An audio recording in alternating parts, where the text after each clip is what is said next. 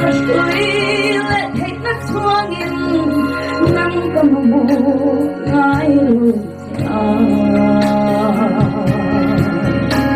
masih kepangai dunia ma sampai kemde sau kerja kadang sungguh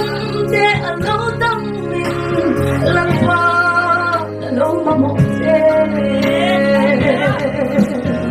olong sayo langpa mangkungan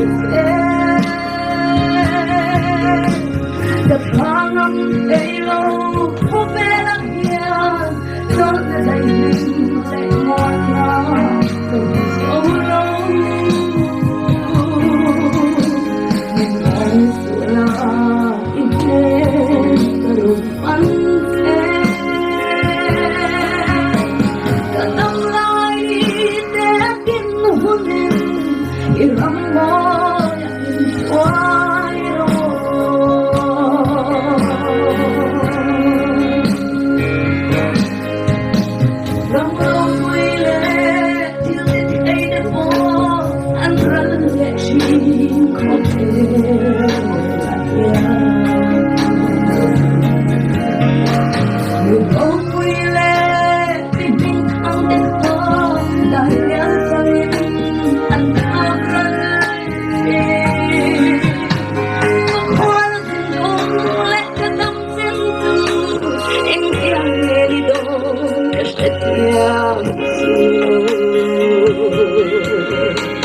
Kasingon kahapon, along suwayla